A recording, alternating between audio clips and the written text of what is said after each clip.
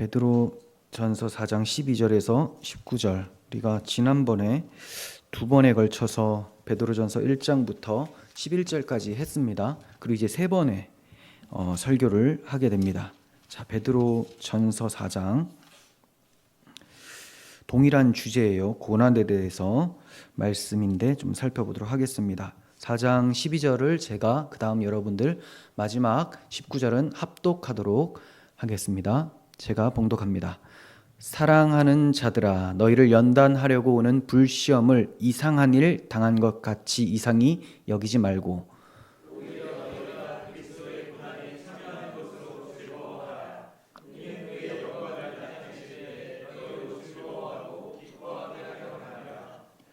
너희가 그리스도의 이름으로 치욕을 당하면 복이 있는 자로다. 영광의 영 곧 하나님의 영이 너희 위에 계심이라.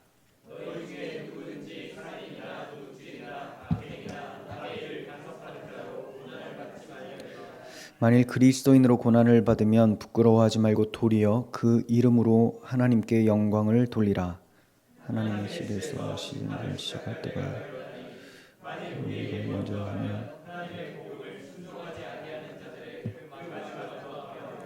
또 의인이 겨우 구원을 받으면 경건치 아니한 자와 죄인은 어디에 서리요. 고난을 받는 자들은 또한 선을 행하는 가운데에 그 영혼을 미쁘신 창조주께 의탁할지어다. 아멘. 네, 오늘은 그리스도인의 고난과 의탁하는 믿음이라는 제목으로 말씀을 전하도록 하겠습니다. 그리스도인의 고난 그리고 의탁하는 믿음입니다. 고난이란 누구나 다 싫어하고 또 괴로워하고 힘든 일이죠. 당하지 않았으면 좋겠지만 이 세상에서 고난을 당하지 않고 사는 사람은 단 한 명도 없습니다. 왜냐하면 이 세상 자체가 하나님께 저주를 받아서 타락한 세상이기 때문에 죄인인 인간들도 타락한 심령이고 이 세상 모든 만물이 함께 타락했기 때문에 다 고통스러워하며 신음하며 살아갈 수밖에 없습니다. 그 고통의 정도가 서로 좀 다를 뿐이지 누구나 다 고통을 겪고 있고 또 고난이 여러 유형으로 나누어질 뿐이지 다 동일하게 고난을 받고 살아갑니다. 자, 그런데 이러한 고난은 타락한 세상 때문에, 세상 속에 있기 때문에, 그리고 우리의 죄 때문에 불가피하게 찾아오는 고난이죠.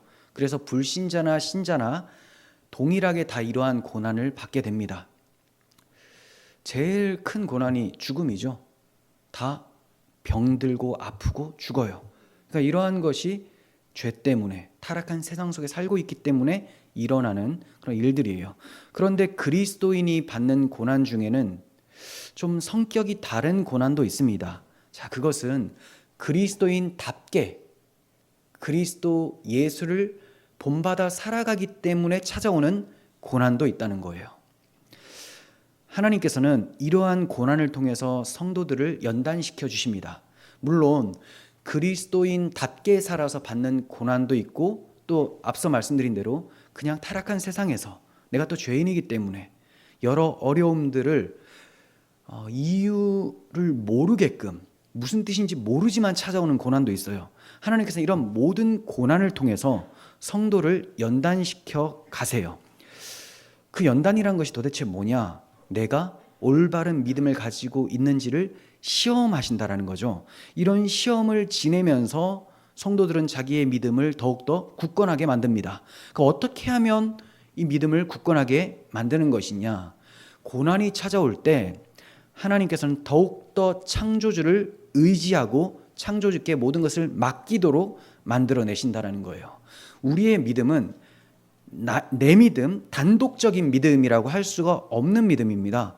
자, 내가 믿는다라고 해서 내가 믿음의 주인이 아니라는 거예요. 내가 믿는다라고 고백을 하지만 사실 이 믿음은 하나님으로부터 주어진 것이고 살아갈 때도 믿음을 고백하는 것은 우리가 할 일이지만 이 믿음을 고백하게 하시고 모든 것을 이끌어 가시고 우리의 믿음을 굳게 붙잡아 주시는 분이 하나님이라는 거죠. 그래서 우리의 믿음은 하나님을 절대적으로 의존하는 믿음이에요. 그래서 믿음이 견고해졌다. 참 믿음이 좋다라고 하는 것은 그만큼 하나님을 잘 의지하는 사람을 믿음이 좋다고 하는 것이지, 믿습니다, 믿습니다를 많이 외친다고 해서 믿음이 좋은 건 아니라는 거죠. 어떤 일을 당하든지 무슨 일을 만나든지 하나님을 온전히 신뢰하는 것, 하나님께 온전히 맡기는 것, 이걸 믿음이 좋다고 해요. 하나님은 고난을 통해서 이러한 우리의 믿음을 시험하시고 연단하시고 성장시켜 가시는 거예요. 우리가 이런 고난을 당할 때 참 괴롭습니다. 하지만 이런 고난이 우리 인생의 끝이 아닙니다. 우리 인생은 가장 고난의 마지막은 죽음이지만 이 죽음을 통해서 영원한 하나님 나라, 생명의 나라로 들어가게 될 것을 믿는 사람들이 그리스도인이죠. 그래서 성도에게는 고난, 죽음이 끝이 아니라 새 생명의 시작이라고 말씀을 드릴 수가 있습니다. 오늘 본문은 이러한 성도의 고난에 대해서 말씀을 하고 있어요. 베드로전서 4장을 우리는 세 번째로 살펴보고 있는데 계속해서 고난입니다. 고난. 성도에게 고난이 찾아오기 때문에 베드로 사도가 이렇게 세 차례나 세 단락에서 공통적으로 계속해서 고난을 강조해주고 있어요. 이 고난의 핵심은 우리의 머리이신, 우리의 주인이신 그리스도께서 고난을 받으셨으니 종이 주인보다 낫지 못하지 않느냐. 머리가 고난을 받았으면 몸도 마땅히 받아야 되는 것이 아니냐. 그러므로 그리스도께서 고난을 받으셨으니 그의 몸된 교회도 고난이 찾아오게 될 것인데 이때 믿음을 굳게 하여 인내하라, 각오하라 라고 말씀을 주고 있는 거예요. 베드로 사도는 본문의 핵심 말씀으로 영혼을 미쁘신 하나님께 의탁하라 라고 말씀을 주고 있습니다. 영혼을 미쁘신 창조주 하나님께 의탁하라. 베드로 사도는 무엇 때문에 하나님께 우리의 영혼을 의탁해야 된다고 말을 하고 있는 걸까요?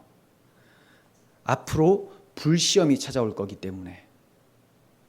이거는 그냥 언젠가는 찾아오지 않을까? 이 정도가 아니라 원래 언젠가는 찾아오거든요. 근데 베드로가 지금 얘기하는 것은 언젠가 찾아오지 않을까가 아니라 정말 눈앞에 보이는 불시험입니다. 왜냐하면 미친 사람이 황제가 되어 있거든요. 네로예요, 네로. 그래서 네로가 기독교인을 죽이려고 작정을 한 사람이기 때문에 불시험이 닥쳐올 것은 너무나 불보듯 뻔한 거였어요. 자, 그렇다면 영혼을 미쁘신 창조주께 의탁하라, 이런 말씀은 어떤 의미가 될까요? 불시험이 반드시 찾아올 거니까 당신은 순교를 각오하고 영혼을 하나님께 맡기십시오. 몸은 죽여도 영혼은 능히 죽이지 못하는 세상을 두려워하지 말고 하나님만 두려워하며 그분께 우리의 영혼을 맡깁시다 라고 얘기를 해주고 있는 거예요. 이게 우리나라 같이 종교의 자유가 있고 태평스러운 이런 신앙생활을 하는 우리들에게는 와닿지 않을 것 같지만 잘 아셔야 됩니다. 고난이 반드시 찾아옵니다. 우리가 눈 감기 전에 찾아올 가능성이 굉장히 큽니다. 지난번에도 말씀을 드렸지만 전 세계의 고난, 박해, 전쟁, 기근 이런 거 끊인 적이 없어요. 계속해서 한 세대가 지나가기 전에 또 이런 고난이 있습니다. 왜냐하면 하나님은 모든 세대 가운데 고난이라는 걸 통해서 연단시키기 때문에 반드시 찾아와요. 악한 자의 통치 때문에도 찾아올 수가 있고요. 또 여러 가지 종교적 사기꾼들을 통해서 영혼의 고통이 찾아올 수도 있고, 또 지진이나 전쟁이나 이런 것 때문에 고난이 찾아올 수가 있습니다. 그래서 우리가 이 베드로 사도의 말씀이 지금 우리에게 과연 합당한 말씀인가라고 할 것이 아니라 이 말씀을 가슴 깊이 새겨 두셔야지만 고난이 찾아올 때 우리가 각오를 할 수가 있어요. 내 영혼을 온전히 주께 의탁해야 되겠다. 이런 믿음의 간구를 할 수가 있게 되는 것입니다. 그래서 베드로 사도는 분명히 고난이 찾아올 것이기 때문에 오히려 너희가 그리스도의 고난에 참여하는 것을 즐거워하라, 이렇게 얘기를 해주고 있습니다. 여러분, 제가 여러 번 말씀을 드렸지만 성도가 주님을 믿는 신실함 때문에 고난받게 되는 것을 이상하게 여겨서는 안 됩니다. 당연하다라는 거예요. 베드로 사도도 이상한 일처럼 여기지 말라고 얘기를 해요. 이상한 일처럼. 불시험을 이상한 일 당하는 것처럼 이상히 여기지 말라. 우리가 전쟁이 일어나면 이상한 일 같잖아요. 근데 지금 베드로 사도는 그거 이상한 거 아니라는 거예요. 막 지진이 일어나서 많은 사람들이 죽습니다. 어떻게 우리한테 이런 일이 있을까 하면서 막 혼란이 찾아올 수 있습니다. 그런데 이런 말씀을 가슴에 새기면 이거 이상한 거 아니다. 이때 하나님께서 우리의 믿음을 시험하시고 연단하신다라는 것을 아셔야 되는 거예요. 어제 한 목사님을 만났습니다. 제가 굉장히 좋아하고 또 친분을 가지고 교제하는 목사님인데 연배는 아버지 뻘이에요. 근데 그 목사님의 자녀분이 저보다 한 2-3살 정도 적은 아들이 있습니다. 근데 그 아들이 몇 개월 전에 소천했습니다. 제가 결혼식도 갔다 왔고 결혼한 지 4년 만에 애들은 둘이 있는데 이제 소천했어요. 그 교통사고가 나서 갑자기 이제 그런 일들을 당했습니다. 저는 알지 못했어요, 처음에. 그런데 최근에 목사님과 통화하다가 그 목사님께서 말씀하시는 거예요. 너무 놀랬죠. 그리고 또 그 목사님 자체도 몸이 불편하시거든요. 휠체어를 타시고 못 걸으세요. 그리고 아내 되시는 사모님도 장애가 있으세요. 그런데 손주 둘이 남고 며느리가 이게 남은 거죠. 그리고 그렇게 사랑으로 키웠고 믿음으로 키운 아들이 소천을 했습니다. 그래서 참 얼마나 마음이 괴로우실까 했는데 또 3분까지 오셔서 저희 아내하고 저한테 식사를 대접해 주셨습니다. 사랑이 많으시죠. 그 목사님께서 그런 얘기를 하세요. 그 아들 얘기를 하시면서 눈물을 흘리시고 또 울먹거리시고 굉장히 괴로워하셨어요. 그런데 내가 너무 슬프고 너무 아프지만 성도에게 고난과 슬픔은 있지만 불행은 없습니다라고 하시더라고요. 불행한 게 아니라는 거죠. 자기는 한 번도 이 사고가 일어나서 한 번도 하나님을 원망한다는 생각을 해본 적이 없다는 거예요. 너무나 은혜죠. 사실 이게 정상입니다. 이게 정상이에요.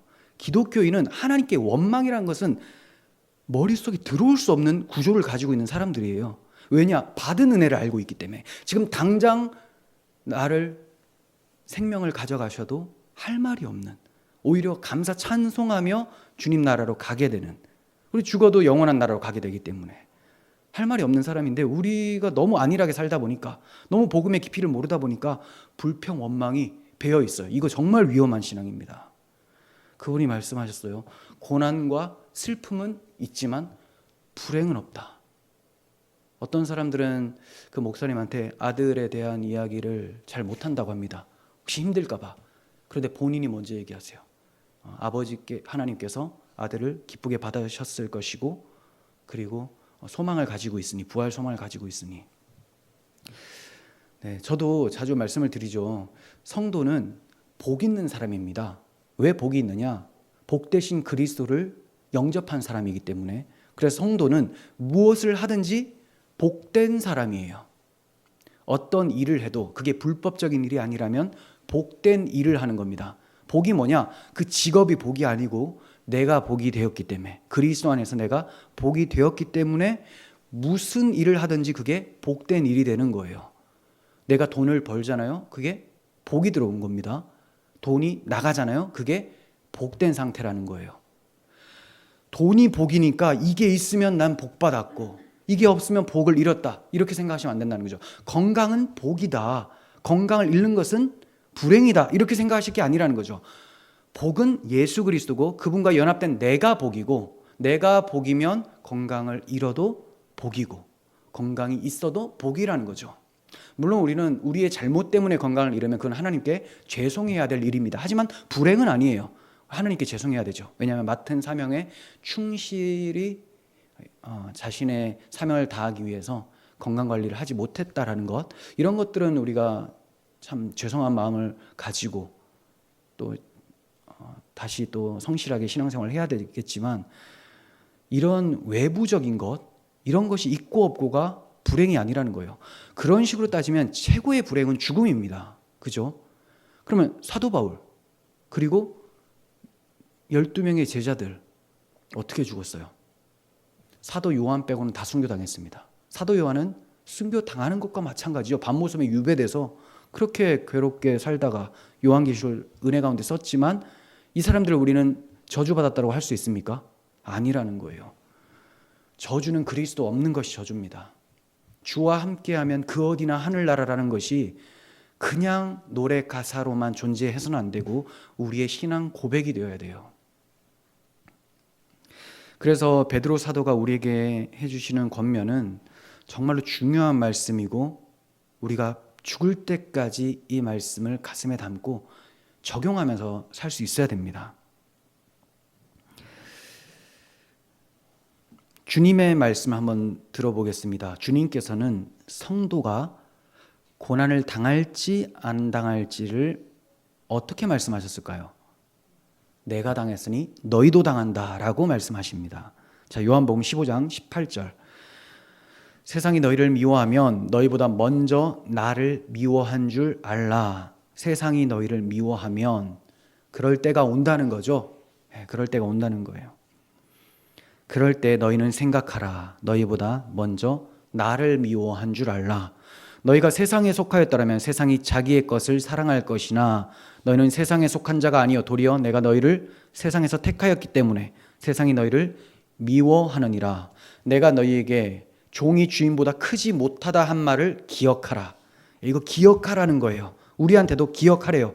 종이 주인보다 크지 못하다. 즉 주인이 고난받았으면 종도 고난받는다. 세상이 주인을 미워하였으면 종도 세상에서 미움을 받는다라는 거예요. 사람들이 나를 박해하였은즉 너희도 박해할 것이요 내 말을 지켰은즉 너희 말도 지킬 것이니라. 즉 예수 그리스도의 그 복음을 들었다면 너희가 전하는 그 복음도 들었을 것이다. 그러나 사람들이 내 이름으로 말미암아 이 모든 일을 너희에게 하리니 이는 나를 보내신 이를 알지 못함이라. 하나님을 모르기 때문에 저들이 그리스도를 박해하여 십자가에 매단 것이고 또 이 그리스도가 우리의 구주시고 창조주시다라는 복음을 전하면 그리스도인들은 박해를 받는다라는 거예요. 자, 그렇다면 시련이 없는 것이 도리어 이상하다라고 이제 생각이 들 때가 되었죠. 베드로 사도도 이상한 일을 당한 것처럼 여기지 말라라고 했고요. 예수님께서도 종이 주인보다 크지 않다라고 말씀하셨어요. 근데 주인이신 주님이 박해를 받았는데 우리가 받지 않는다? 이상하죠. 하나님의 은혜 가운데 우리가 지금 보호를 받는 것일 수도 있고요. 우리 신앙이 너무나 약해서 하나님이 준비시켜 주시기 위해서 보호기관으로도 볼 수가 있고요. 아니면 우리가 너무나 세속적이어서 세상이 우리를 미워할 이유가 없어서 그럴 수도 있다는 거죠. 후자는 정말 무서운 겁니다. 세상 사람들이 봤을 때 이름은 그리스도인인데 우리랑 너무 잘 어울린다. 똑같네 나하고 생각하는 게. 참 열려있는 그리스도인이구나. 그렇게 열리면 안 됩니다. 줄줄 새는 거예요. 그거는 영혼이 줄줄 새는 겁니다. 그렇게 열리면 안 됩니다. 베드로 사도는 신실한 성도가 고난과 박해를 받게 되는 이유에 대해서 박해하는 자와 박해를 받는 우리가 영이 다르기 때문이다. 이렇게 얘기를 해요. 14절 봅니다. 너희가 그리스도의 이름으로 치욕을 당하면 복 있는 자로다. 영광의 영, 곧 하나님의 영이 너희 위에 계심이라. 그리스도의 이름으로 치욕을 당한다. 왜? 그분의 이름이 우리 이마에 새겨져 있으니까. 우리 마음에 새겨져 있기 때문에 누가 봐도 그리스도인 같으니까 치욕을 당하게 된다는 거예요. 그게 복이 있는 거라는 거죠. 왜냐하면 복되신 주와 연합되었기 때문에 이마에 예수의 이름이 새겨져 있는 거죠. 정체성이 확실한 거죠. 자, 그렇기 때문에 이 사람들에게는 누구의 영이 있느냐? 아들의 영이 있는 거예요. 아들의 영. 하나님의 영이라고 하죠. 그 아들께서 하나님이시니까. 그런데 예수님께서 십자가에서 죽으신 것이 저주로 끝난 것이 아니고 불행의 사건이 아니라는 거죠. 영광을 위한 죽으심이었기 때문에 그분의 영은 영광의 영입니다. 십자가를 믿는 사람들은 주의 영광에 참여합니다. 주님께서 부활 가운데 영광을 선포하셨죠. 우리도 그러한 영광의 영, 하나님의 영을 받았기 때문에 우리도 부활하여 주님과 함께 영원토록 살게 될 거라는 거예요. 그렇기 때문에 세상의 영과 우리의 영이 다릅니다. 영적으로 미운 거죠. 다르니까. 세상 임금인 마귀의 지배 아래에 있는 것이 이 세상 사람들의 모습입니다. 우리는 세상에 발 딛고 살지만 세상 사람이라고 하지 않죠. 왜냐하면 그들에게 있는 영이 이전에는 우리에게 있었으나 이제 주의 성령이 오심으로 악한 영은 떠나갔기 때문에 마귀의 종살이를 하지 않게 되었습니다. 이런 세상에서 우리가 살고 있으니 마귀의 영을 가진 사람들이, 이 세상이 하나님의 영을 가진 사람을 기뻐하겠습니까? 박해하게 된다는 거죠. 이 말씀을 구속사적 맥락에서 살펴보면 여자의 후손들이 뱀의 후손들과 원수가 되어서 살아가죠. 원수가 되었기 때문에 계속 박해를 받습니다. 이 세상은 두 줄기로 역사가 진행된다고 자주 말씀을 드렸어요. 창세기 3장 15절을 시작으로 뱀의 후손과 여자의 후손, 즉 그리스도를 믿는 자들과 그리스도를 거부하여 마귀 아래 있는 자들의 계속적인 대립이 있다는 거죠. 그런데 왜 그리스도인들이 맨날 당하는 것 같냐? 네, 욕을 당하여도 맞대어 욕하지 아니하시는 그리스도의 성품을 닮았기 때문에 인내하는 겁니다. 그러므로 뱀의 후손들에 의해서 여자의 후손들은 박해를 당하게 되는 것이 필연적이고 박해를 당하지 않게 되는 것이 오히려 이상한 일이 되는 거예요.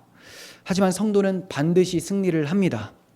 비록 박해자들의 힘과 권세, 명성이 더 높고 강해 보일 수는 있습니다. 하지만 그 끝은 반드시 성도가 승리를 하는 거예요. 왜냐하면 박해자들의 머리인 사탄의 머리를 우리의 머리이신 주 예수께서 상하게 하셨기 때문에 우리도 승리가 된다는 거죠. 아니, 주께서 이미 승리해 놓으셨기 때문에 그 승리에 참여하기 위해서 우리는 주님의 십자가를 경험할 뿐이에요. 그 십자가가 통과되면 주님께서 영광의 보좌에 앉으신 것처럼 우리도 그 영광스러운 보좌에 앉게 될 거라는 것을 믿으셔야 됩니다. 예수님께서도 이 세상에서 고난을 받고 비참한 모습으로 비추어지셨으나 가장 비참한 십자가에서 죽으심이 곧 승리였음을 만천하의 부활로 선포하셨어요. 마찬가지로 우리도 비록 세상에서 매맞고 미움당하고 멸시당하고 조롱당하는 비참한 모습으로 보여질 수 있어요. 하지만 성도들의 죽음은 예수님께서 죽은 것이 아니라 잔다라고 하신 것처럼 십자가와 부활의 능력으로 일어나서 승리하게 될 것입니다. 개인적으로 우리 각자의 임종의 영광을 보게 될 것이고 역사 속에서는 주님의 재림 때에 그 영광스러운 날을 보게 될 거예요. 그 날은 역전의 날입니다. 세상에서 고난을 당하지만 그 마지막은 가장 영광스러운 날이 될 거예요. 그래서 베드로 사도는 그리스도와 함께 고난받는 것의 결국이 바로 영광의 날이다. 즉 재림의 날에 우리가 영광을 얻을 것이기 때문에 즐거워하고 기뻐하라라고 말씀을 하고 있습니다. 그러면서 그리스도의 고난에 참여하는 것을 즐거워하라고 또 말씀을 해주고 있죠. 자, 13절입니다. 오히려 너희가 그리스도의 고난에 참여하는 것으로 즐거워하라. 이는 왜냐하면 그의 영광을 나타내실 때, 주님 재림하실 때는 영광 중에 임하십니다. 그때 너희도 이 믿음 때문에 즐거워하고 기뻐하게 하려 합니다. 우리가 믿음으로 이 고난을 인내하고 참으면 주님의 영광의 재림의 날에 우리 또한 즐거워하고 기뻐할 것이기 때문에 고난을 각오하고 믿음으로 살라고 말씀하고 있는 거예요. 여기서 즐거워하라는 단어는 헬라어로서 현재형으로 쓰였습니다. 현재형. 그러니까 일시적으로 잠깐 즐거워하는 게 아니에요. 고난이 다가오지만 기뻐해야지, 즐거워해야지, 즐겁다. 이게 아니라 지속적으로. 헬라어 현재형은 지금도 앞으로도 계속된다는 의미가 있습니다. 그러니까 즐거워하는 것은 계속, 항상 무슨 일을 당해도 즐거워하라. 그게 베드로 사도가 권면한 거죠. 항상 기뻐하라, 쉬지 말고 기도하라, 범사에 감사하라. 이것이 그리스도 예수 안에서 너희를 향하신 하나님의 뜻이다라고 하셨어요. 뜻. 즐거워하는 것이 뜻이다. 고난 중에서도 즐거워하고 기뻐하고 감사가 있는 것, 항상 쉬지 않고 기도하는 것, 이것이 아버지 하나님의 뜻이라는 거예요. 반면에 그리스도를 미워해서 그의 몸인 교회를 박해하는 자들의 결말은 어떻게 될까요? 우리는 영광 중에 즐거워하고 기뻐하게 될 것이지만 저들은 애통하며 멸망을 하게 된다고 성경은 말씀을 합니다. 사도 요한은 계시록에서 그리스도와 그 교회를 박해하고 복음을 대적한 이 세상이 어떻게 멸망당하게 될 것을 환상 중에 보게 됩니다. 계시록 18장 2절에서 8절까지 쉬운 말 성경으로 봅니다. 쉬운 말 성경으로. 그 천사는 우렁찬 소리로 이렇게 외쳤습니다. 무너졌다. 큰 도성 바벨론이 무너졌다. 이 바벨론은 이 세상 전체를 상징하고 있는 거예요. 바벨론이라고 하는 옛 바벨론이 굉장히 우상숭배 지역이었고 돈과 명예, 영광, 세속의 영광 이런 것이 참 많았습니다. 악인들도 많았고 용사들도 많았어요. 이와 같이 세상이 바벨론으로 표현이 되고 있는 거예요. 자, 무너졌다. 큰 도성 바벨론이 무너졌다. 이제 바벨론은 귀신들의 처소가 되었고 온갖 더러운 악령들의 소굴이 되었으며 가증한 새들만이 들끓는 난장판이 되었구나. 이렇게 된 것은 음녀된 그 도성이 바벨론이죠. 우상숭배입니다.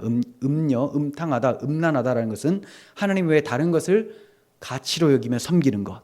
그 가치가 세상 가치라는 거예요.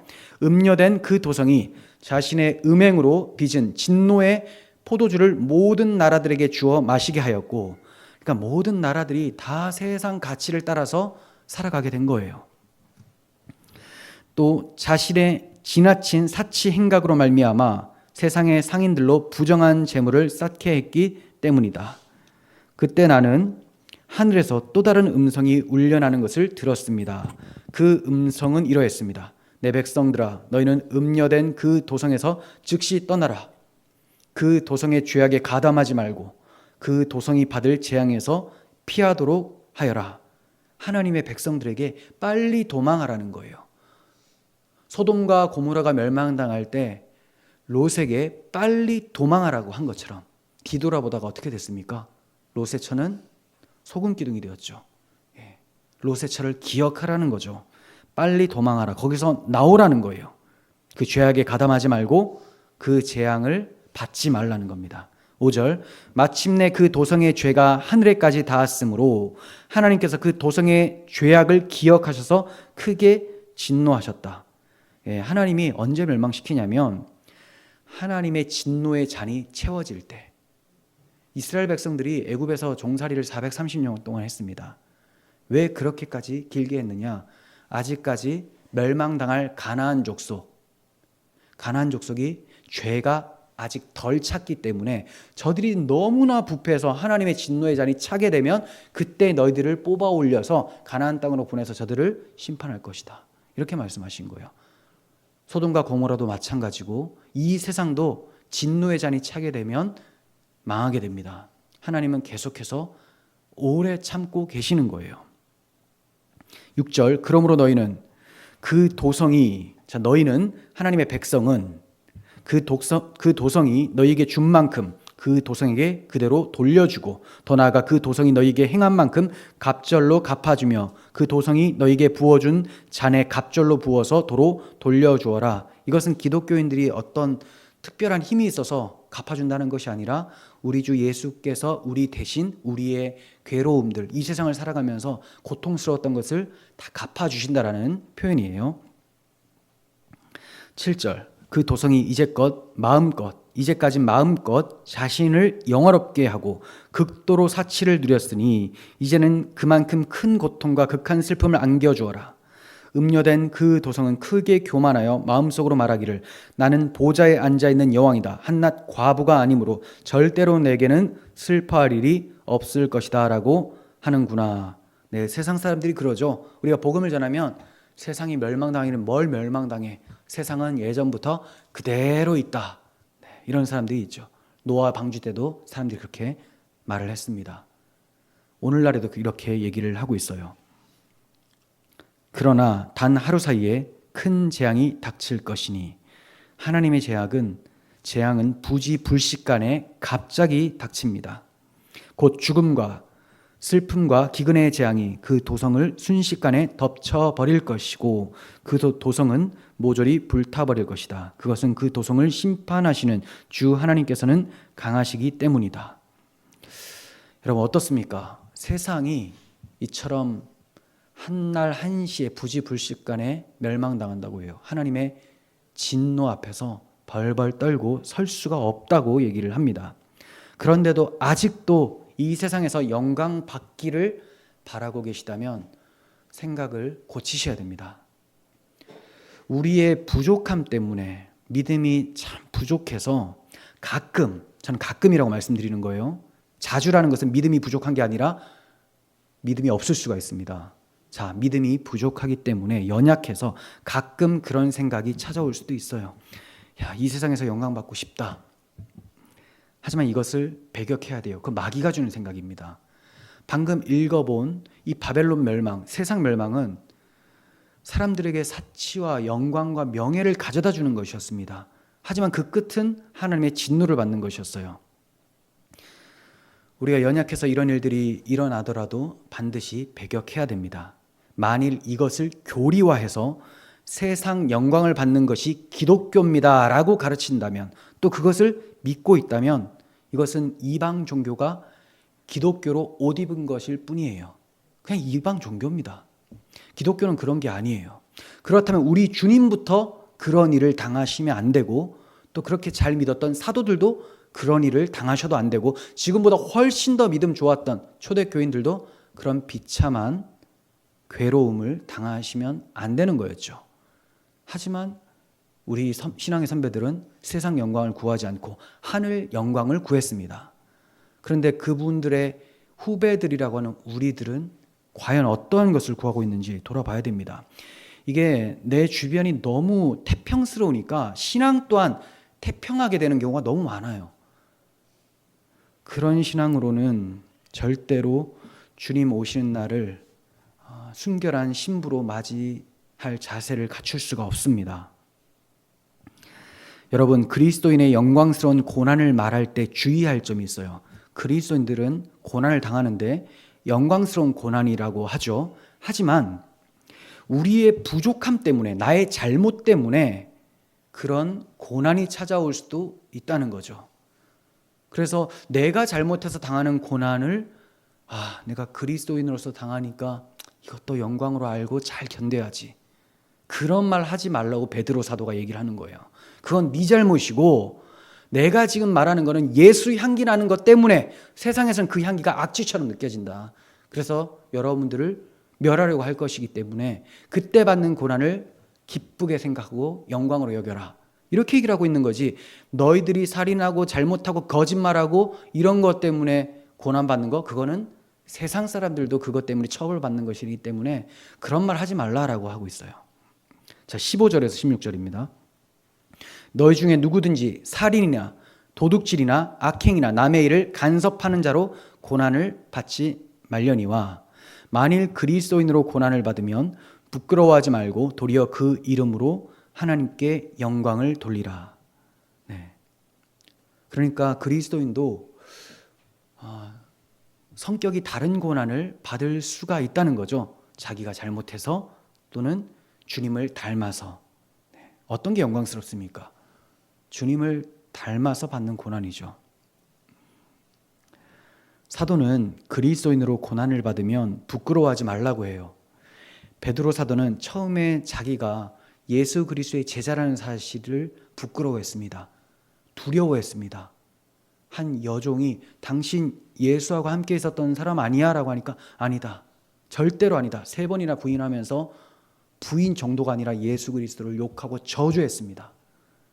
이렇게 부끄러워했었던, 복음을 부끄러워하고 그리스도를 부끄러워했었던 베드로가 지금 고난을 당해도 부끄러워하지 말라고 해요. 왜 이렇게 얘기할 수 있을까요? 복음을 믿기 때문에, 주 성령을 경험했기 때문에, 복음에 나타난 하나님의 사랑을 알게 되니까 마음에 기쁨이 있어요. 그 어디나 하늘나라를 외칠 수가 있게 되었습니다. 여러 고난이 있죠.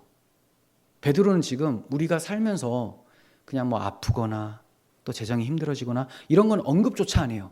그리스도를 닮아서 받는 고난을 얘기를 하고 있죠. 그 외에는 불신자들도 받는 거잖아요. 신자도 받는 거고. 이것 때문에 좌절할 건 아니다. 다만 너희가 예수를 잘 믿었는데 왜 이런 고난이 찾아오지? 이거를 이상하게 여기지 말라고 지금 얘기를 하고 있는 거죠. 근데 사실 오늘날 그리스도인들은 예수 잘 믿어서 고난받는 거 박해 지역에서, 박해 국가에서는 있어요. 귀한 신앙인들이 있습니다. 한국에는 잘 없어요. 그리고 예수 잘 믿어도 박해 안 받습니다. 미움, 조롱은 받을 수 있어요. 박해, 물리적 박해 거의 없죠. 그럼 우리는 무엇을 두려워합니까? 그거와 상관없이 불신자도 겪는 그런 고통을 너무 힘들어서 하나님께 원망하고 있는 건 아닌가? 이거 돌아봐야 되죠. 베드로 사도는 복음을 깨닫고 그 사랑에 매여 사는 성령 충만한 삶이 되었습니다. 그래서 지금 그리스도인으로 고난을 받으면 부끄러워하지 말고 도리어 그 이름으로 하나님께 영광을 돌리라라고 말씀을 하고 있습니다. 네, 우리도 하나님께 영광 돌릴 수 있는 그런 신앙이었으면 좋겠습니다. 17절 상반절 보시면 하나님의 집에서 심판을 시작할 때가 되었나니 라고 합니다. 또 충격적인 표현이죠. 하나님의 집, 교회예요. 교회를 얘기를 하는 거예요. 교회에서부터 심판을 시작할 때가 되었다. 구약 선지자들도 하나님의 심판이 성소에서부터 시작된다고 말씀을 한 적이 있습니다. 베드로 사도가 이러한 말씀을 기억하고 지금 교인들한테 자기의 믿음을 돌아보라고 얘기를 해주고 있는 거예요. 교회 안에서 심판이 먼저 있을 거다. 우리가 깊이 새겨야 됩니다. 베드로는 다가오고 있는 네로의 불같은 시험을 교회에 대한 심판으로 보고 있어요. 지상 교회에는, 지금 이 땅의 교회에는 알곡과 가라지 그리고 쭉정이 다 존재하고 있죠. 진짜와 가짜. 근데 가짜도 참 진짜처럼 보여요. 그래서 주님께서 함부로 뽑지 마라. 그러다가 알곡 뽑는다. 네. 이 사람 신자 아닌 것 같은 데서 함부로 막 출교시키고 했다가 진짜 신자일 수도 있고, 또 신자인 것 같은데 가짜가 있을 수 있다는 거예요. 그러니 때가 되면 주님이 다 추수할 때 알곡과 가라지를 갈라내신다라고 말씀하세요. 자, 그래서 그 갈라내시는 방법 중에 하나가 이 땅에서도 자주자주 하나님께서 체질을 하세요. 이 땅에서도 마지막 날은 확실하게 드러날 테지만 이 땅에서 자주 하시는 게 고난이에요. 네로의 박해를 통해서 거짓 신앙인들은 이 박해를 견딜 수 없게 되어 배도하게 됨으로 드러나게 됩니다. 이렇게 하나님께서는 고난을 통해 구분하겠다고 하셨는데, 이 점을 야고보 사도는 시험을 참는 자는 복이 있나니 이는 시련을 견디어낸 자가 주께서 자기를 사랑하는 자들에게 약속하신 생명의 면류관을 얻을 것이기 때문이다. 이렇게 얘기를 해요. 시험을 참는 자는 복이 있다. 시련을 견디어낸 자가 주께서 면류관을 주시려고 하는데 자기를 사랑하는 자들에게. 그러니까 어떤 자들이 시험을 참습니까? 주를 사랑하는 자들이 참는 거예요. 내 생명보다 우리 주님이 더 귀합니다. 어떻게 이렇게 얘기할 수 있습니까? 사람이 어떻게, 자기 생명을 제일 소중히 여기는 사람이 어떻게 이렇게 얘기할 수 있을까요? 내 생명보다 더 귀한 주님의 생명이 나를 대신하여 피 흘려 나를 구속하셨다라는 그 사실을 알기 때문에 복음을 경험한 사람은 주님을 사랑하고 그 주님을 사랑하는 것 때문에 고난을 견디어냅니다. 그렇게 되면 생명의 면류관을 얻게 되죠. 이런 시련을 견딜 힘은 오직 믿음뿐입니다. 그 믿음은 들음에서 나고 들음은 그리스도의 말씀으로 말미암습니다. 이처럼 믿음에 확고히 서서 어떤 시련에서 담대히 인내하며 주를 향한 소망을 가지고 살아갈 수 있도록 목회자는 그리스도의 말씀을 계속 전하고 가르쳐 주어야 돼요. 그래서 이 점을 알았기 때문에 바울 사도는 디모데에게 네가 네 자신과 가르침을 살펴서 이 일을 계속하라. 이것을 행함으로 내 자신과 내게 듣는 자를 구원하리라. 이렇게 권면을 했던 것입니다. 가르치는 일을 계속해야 됩니다. 복음을 계속 전해야 돼요. 복음을 전하면 저도 제 영혼이 구원을 받고 여러분도 구원을 받는 것입니다. 17절 하반절. 만일 우리에게 먼저 하면, 먼저 심판이 우리에게 있다면 하나님의 복음을 순종하지 아니하는 자들의 그 마지막은 어떠하며 또 의인이 겨우 구원을 받으면 경건하지 아니한 자와 죄인은 어디에 서리요. 자, 여기서 베드로 사도는 우리라고 하는 사람들이 있고요. 또 의인이라는 사람이 있다는 것을 얘기했습니다. 우리하고 의인은 같은 부류입니다. 이게 누구냐? 그리스도인들이에요. 근데 반대로 하나님의 복음을 순종하지 않는 자들이 있고 또 죄인이 나옵니다. 이 사람들도 같은 사람이에요. 죄인이 누구냐? 하나님의 복음에 순종하지 않는 자. 참 교인들도 심판받아 멸망이 된다라는 말씀이 아닙니다. 지금 베드로가 하는 말씀은 만일 우리에게 심판이 먼저 있다면 이라고 할 때 참 교인도 지옥 갈 수 있다. 이거 말하는 게 아니에요. 교회 안에 가라지 쭉정이를 불시험을 통해서 배도하는 것을 통해 그의 거짓 신앙을 드러내신다라는 것이고, 참 성도가, 제가 의인이 겨우 구원을 받는다고 하잖아요. 이것은 의인이, 믿는 사람들이 그 믿음으로 많은 환난들을 너무 어렵게 견디어냄으로써 불 가운데 구원을 받는다라는 겁니다. 겨우 구원받는다는 것은 교회에게 안일하게 신앙생활을 하지 말라는 경각심을 줌과 함께 그들이 받는 고통이 굉장히 힘들다라는 거죠. 하지만 끝까지 인내하여 겨우 구원을 받는다라는 거예요.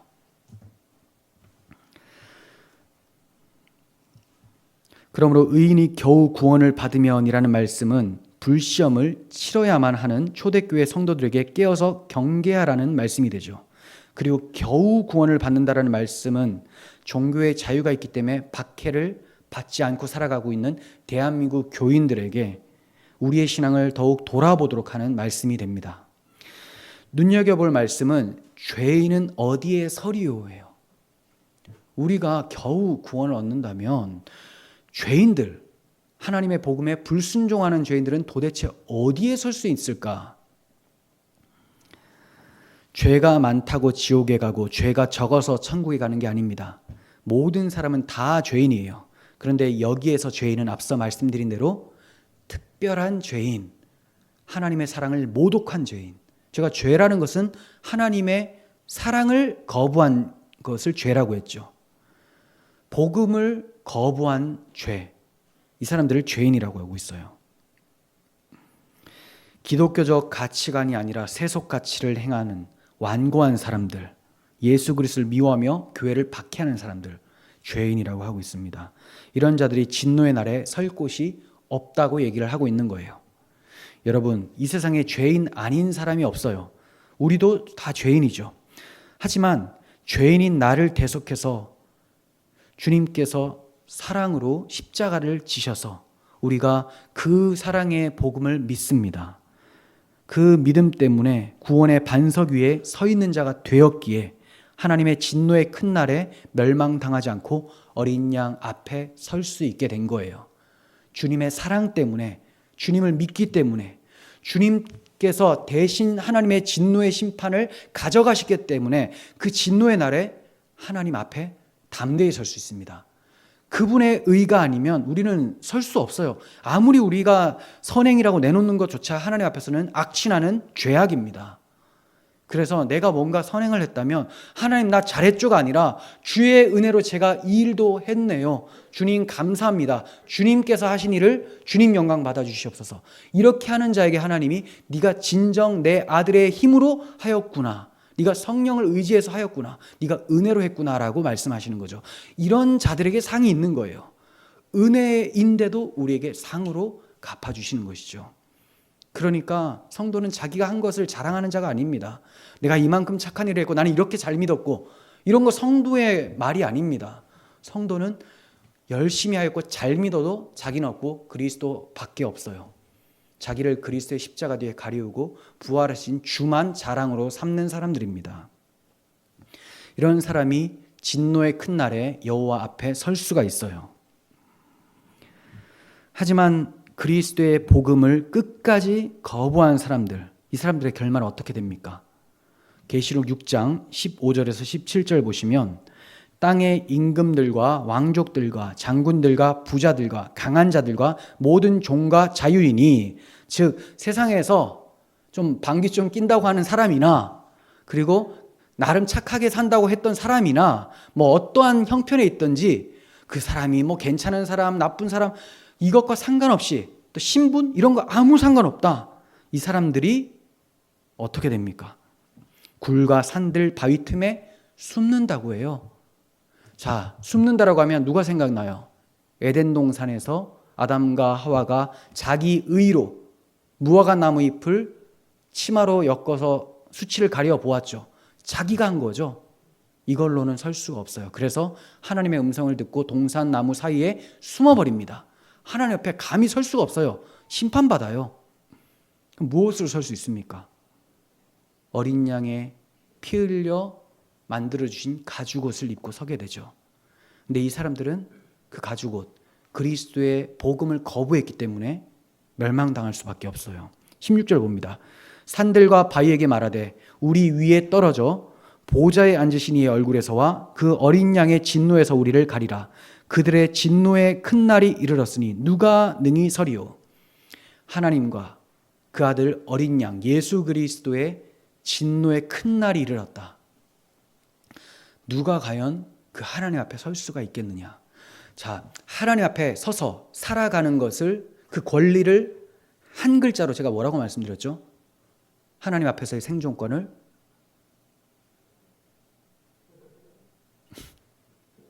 그쵸? 의. 네.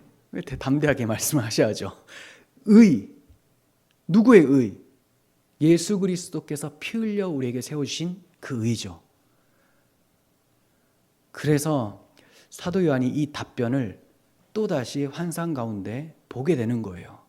아, 저 사람들은 그 의가 없어서 자기 의로는 설 수가 없어서 두려워 떨었는데 이제 예수 그리스도의 의 때문에 하나님 앞에서 담대하게 설 수 있는 사람들이 14만 4천이 보이는 거예요. 너무나 영광스럽죠. 근데 그게 바로 환상을 보고 있는 요한 자신도 해당이 되는 거고 또 요한이 편지를 쓰고 이것을 읽을 그리스도인들, 우리들에게도 해당이 된다는 겁니다. 자, 봅니다. 계시록 7장 9절 보시면 누가 능히 서리오라고 하는 답변입니다. 이 일 후에 내가 보니 각 나라와 족속과 백성과 방언에서 아무도 능히 셀 수 없는 큰 무리가 나와 흰옷을 입고 손에 종려가지를 들고 보좌 앞과 어린 양 앞에 서서 큰 소리로 외쳐 이르되 구원하심이 보좌에 앉으신 우리 하나님과 어린 양께 있도다. 야, 진노하시는 하나님 앞에 서서 큰 소리로 숨죽이고 있어야 되는데 무슨 담대함 때문에 큰 소리로 말을 합니까? 네, 구원하심이 우리 하나님과 어린 양께 있기 때문에 이것을 큰 소리로 찬송을 하고 있는 거죠. 담대함입니다. 여러분, 우리가 주 예수님을 믿는 것은 지금 이 세상 속에서 세속의 복을 많이 받기 위해서 믿는 게 아니에요. 그날에 하나님과 어린 양 앞에 서기 위해서입니다. 주를 향한 믿음으로 내세를, 영원한 그 나라 내세를 준비하는 자가 되시기를 바랍니다.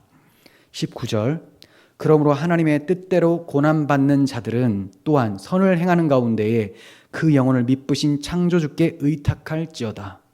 자, 이 말씀이 그리스도께서 이미 육체의 고난을 받으셨으니 라고 하는 4장 1절의 결말이라고 하시면 돼요. 자, 그리스도께서 육체로 이미 고난을 받으셨죠.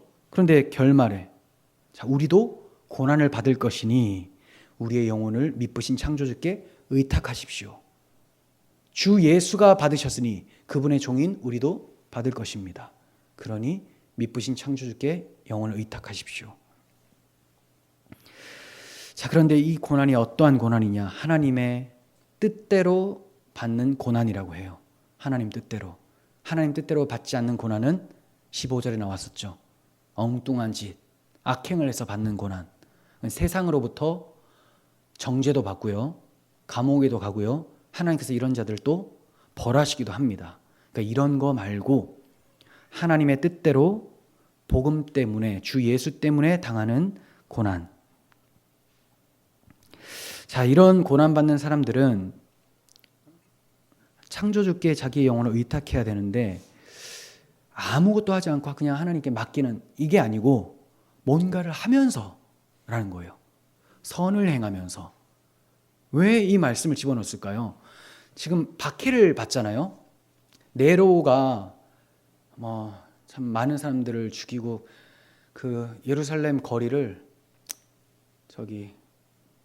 기독교인들을 묶어서 그냥 등불로 삼았어요. 불을 지펴가지고 그렇게 사람들이 매달려 있어요. 그게 가로등이었습니다. 그 정도로 박해를 해요. 사자굴에 던져놓고. 자, 그런데 이런 사람들이 있으면, 옛날에 베드로 같았으면 칼을 드시오예요. 칼을 드시오. 대제사장 종 말고의 귀를 쳐서 잘랐던 사람 아닙니까? 칼로 이기려고 했는데 예수께서 칼을 칼집에 도로 꽂아 넣으라. 칼로 승리하는 게 아니라고 하셨죠. 그래서 베드로가 얘기를 해요. 고난이 닥쳐도 저들과 맞대어 싸울 것이 아니라, 기독교인들은 그런 사람들이 아니에요. 지금 기독교를 박해하는 자 있으면 저 때려 죽입시다. 정신 나간 겁니다. 그런 기독교가 어디 있어요? 때려 죽여도 맞아 죽으면서 주를 외칩시다. 우리가 죽음을 두려워하지 않고 그리스도의 긍휼과 사랑을 나타내는 주의 제자들이라는 것을 보여줍시다. 이렇게 가야 되는 것이지, 저 사람도 없애버리세요, 이게 아니라는 거죠. 그래서 베드로 사도는 선을 행하는 가운데라고 말씀을 하고 있는 거예요. 그러면서 우리의 영혼을 창조주께 의탁해야 됩니다. 창조주라고 하는 이유는 그리스도인들이 믿는 신이 저 박해를 하는 우상 숭배자들, 자기 손으로 만든 신, 그래놓고 그 신을 섬기는 저런 사람들의 신과는 전혀 다른 창조주 하나님이다, 이거를 얘기를 해주고 있는 거예요. 그래서 너희가 너희 영혼을 의탁하는 대상은 그냥 우상신 이런 게 아니야, 목석이 아니야. 너희 영혼을 창조하신, 그리고 허물과 죄로 죽었던 너희 영혼을 살리신 창조주이자 구속주이신 하나님이다. 그분께 의탁해라라고 말씀을 하고 있는 거예요. 여러분, 믿음이라는 것은 의탁하는 것입니다. 좀 나눠서 말씀드리면 의탁, 의지하고 부탁하는 겁니다. 의지하고 맡기는 거예요. 하나님만 의지하겠습니다. 의지한다고 했으면 맡겨야죠. 하나님 좀 해주세요 해놓고 가만히 있어봐, 그래도 내가 좀 해야 되겠다, 이게 아니에요. 가만히 있어봐, 내가 그래도 칼과 총을 들고 좀 해야 되겠다, 이게 아니라는 거죠. 하나님께 완전히 맡기는 겁니다. 그래서 결국 고난받아 죽게 되면 주님이 나를 보고 싶어 하셔서 빨리 부르신 것이고, 더 살게 하시면 믿음으로 또 그리스도의 성품을 보이라는 거죠. 그게 의탁하는 거예요.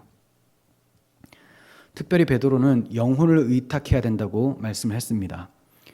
우리 영혼은 너무나 소중해요.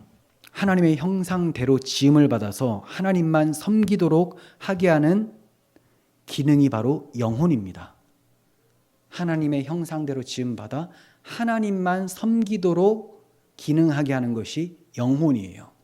그러니까 영혼이 죽은 자는 하나님을 섬기지를 못해요. 영혼이 죽은 율법주의자들은 하나님을 섬긴다고 하지만 자기 행위를 자랑하는 사람이 되는 거예요. 그래서 하나님을 섬길 수가 없습니다. 그런데 아담이 범죄하여 허물과 죄로 우리의 영혼이 죽었습니다. 이런 우리 죽은 영혼을 주 예수께서 속죄의 피로, 주 성령께서 그 피를 적용시켜 주심으로, 우리 영혼에 뿌려 주심으로 우리 영혼이 거듭났어요. 그래서 온 마음 다해 주님을 섬길 수 있게 된 것입니다. 그러므로 이렇게 주 예수의 피로 다시 찾은 영혼을 우리가 얼마나 소중히 여겨야 되겠습니까? 주 예수의 피값처럼 소중히 여기셔야 되는 거예요. 그래서 하나님께서 한 영혼을 천하보다 귀하게 여긴다라는 것이 하나님이 자기 아들 주 예수의 피를 흘려 사셨기 때문에 그렇게 여러분들을 귀하게 여기신다는 거예요. 다른 사람들이 저 사람 뭐 얼굴이 별로야, 저 사람 가진 게 없어, 저 사람은 뭐 말투가 왜 저래, 못 배운 것 같아, 전혀 들을 필요가 없다는 거죠. 하나님이 나를 어떻게 평가하느냐가 중요한 거지 사람들이 나를 어떻게 평가하느냐는 중요하지 않습니다. 물론 나의 죄악 때문에 잘못된 평가를 받는다면 그건 정말 잘못된 거예요. 하지만 우리가 그리스도인답게 살았는데 세상이 미워하는 것은 이상한 일이 아니죠. 하지만 우리 주님은, 우리 하나님은 자기 피 흘려 사신 창조물이기 때문에 우리를 너무나 사랑하신다는 거예요. 얼마나 사랑하시면 사랑하는 외아들 예수 그리스도를 내어주셨겠습니까? 그러니 이것에 대해서 의심하시면 안 돼요. 이걸 의심한다는 것은 예수께서 나를 위해서 죽은 게 아니다라는 말이 되어버리는 거예요. 여러분, 이렇게 귀하게 새로 지어진 우리의 영혼을 소중하게 여기시길 바랍니다. 하나님께만 영광 돌리고 하나님만 섬기는 우리의 영혼이 되어야지 세속에 떠밀려서 이리 휘둘리고 저리 휘둘리고 이런 심령의 상태는 하나님이 너무나 슬퍼하십니다. 이건 하나님이 원하시는 게 아니에요. 무엇보다도 우리 영혼을 관리하시길 바랍니다. 내 몸 관리하는 것, 왜 몸을 관리할까요? 이 영혼을 담고 있는 그릇이기 때문에 그래요. 근데 몸은 관리했는데 영혼이 썩었어요. 세속에 막 휘둘립니다. 세상 풍조에 휘둘리고 세상 사람들과 비슷해요. 몸 관리를 왜 합니까? 더 살면 죄만 짓습니다. 너무 과격한 말 같죠? 중요한 게 영혼이라는 거예요. 영혼. 주님이 우리의 영혼을 살리셨어요. 그리고 우리의 몸은 이 영혼을 담는 그릇으로서 주님 다시 오실 때까지 경건하게 쳐서 복종하는 도구로 그냥 존재하는 겁니다. 이 몸은 필요 없으니 마음대로 살겠다 이게 아니고 주님께서 거듭나게 하신 예수 담는 성품을 우리에게 주셨죠. 완전히 거듭났어요. 우리 영혼은 반만 거듭난 거 아니에요. 우리 영혼은 완전히 거듭났죠. 뭐 반은 옛사람이고 또 반은 새사람이고 이게 아니라 죽었던 영혼을 살렸어요. 근데 문제는 뭐냐? 이 육체가 예전에 죄를 지었기 때문에 기억을 하고 있습니다. 그래서 죄된 본성은 육체에 있고 우리 영혼은 주 예수만을 따르기를 원해요. 이게 충돌이 있습니다.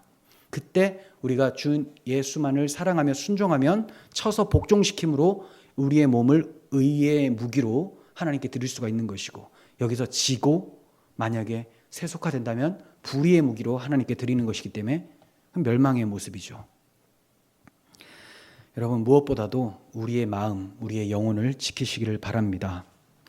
시편 기자의 고백처럼 하나밖에 없는 우리의 귀한 영혼을 위해서 주님께 간구하시기를 바랍니다. 시편 22편 20절에서 내 생명을 칼에서 건지시며 내 유일한 것을 개의 세력에서 구원하소서. 자, 여기서 내 생명은 영혼이란 단어예요. 내 영혼은 내 영혼을 칼에서 건지시고 내 유일한 것, 정말 유일한 것은 우리의 영혼이에요. 돈은 있다가도 없는 것이고 건강도 있다가 없는 것이지만 영혼은 주님이 살려주신 아주 깨끗한 것입니다. 이것을 지키셔야 되는 거예요. 주님께서도 아버지여 내 영혼을 아버지의 손에 부탁하나이다 하면서 철저하게 아버지께만 자기의 영혼을 부탁했습니다. 스데반 집사님도 순교당할 때 주 예수여 내 영혼을 받으시옵소서라고 했습니다. 영혼을 미쁘신 창조주께 의탁하라고 하신 베드로 사도도 십자가에 거꾸로 못 박힐 때 주님을 따라 자기 영혼을 아버지께 의탁했습니다.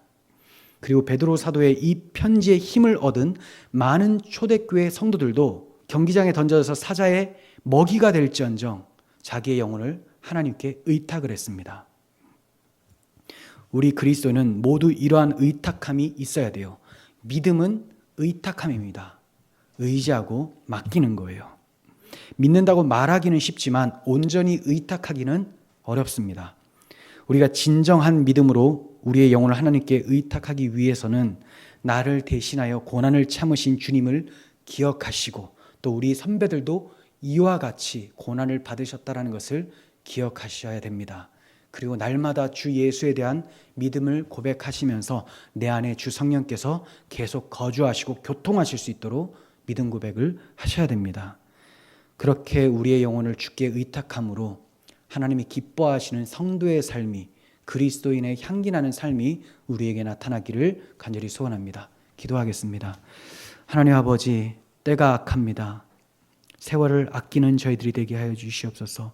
주 예수를 힘입어 사는 것이 세월을 아끼는 것이고, 주 예수의 복음을 의지하며 하나님의 뜻대로 순종하는 것이 하나님께 의탁하는 것이오니 우리의 생명, 우리의 영혼을 온전히 주님께 맡깁니다. 믿음을 더하여 주시옵소서. 복음을 날마다 듣게 하시고 복음을 묵상하게 하시고 다른 세상의 잡음에 귀를 닫고 하나님 말씀을 깊이 묵상하고 입으로 고백하는 저희들이 되게 하여 주시옵소서. 우리 구주 예수 그리스도의 이름으로 기도합니다. 아멘.